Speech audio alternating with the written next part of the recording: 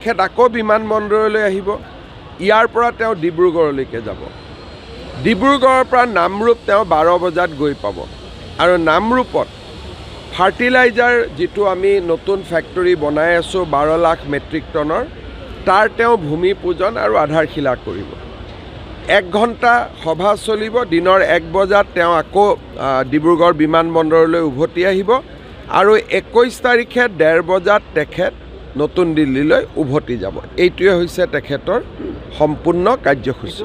অসমৰ বাবে যিটো গোপীনাথ বৰদলৈ বিমানবন্দৰ নিৰ্মাণ হৈছে, ই অকল বিমানবন্দৰে নহয়, ই পৰ্যটকৰ কেন্দ্ৰ হ'ব। ভিতৰত এখন হেঙিং ফৰেষ্ট বনোৱা হৈছে। অত্যাধুনিক কলা কৌশল প্ৰয়োগ কৰা হৈছে। উৰাজাহাজত ভ্ৰমণ কৰা লোকসকলে এটা নতুন অভিজ্ঞতা পাব।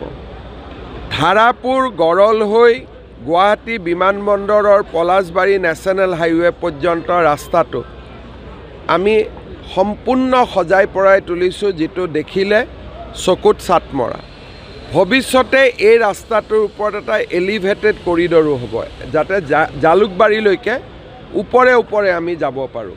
তাৰো ব্যৱস্থা ইতিমধ্যে প্ৰায় হৈ গৈছে। টেণ্ডাৰ 2 দিনতে আমি আমন্ত্ৰণ কৰিব পাৰিম।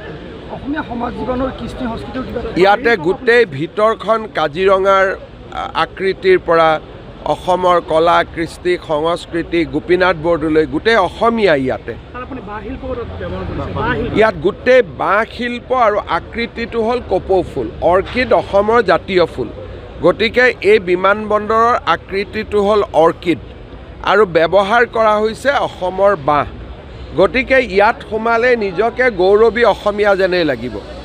আৰু তাৰ লগতে নামৰূপৰ সাৰ কাৰখানাৰো এটা সুকীয়া গুৰুত্ব আছে। গতিকে এই ভ্ৰমণটো অসমৰ কাৰণে খুব তাৎপৰ্যপূৰ্ণ।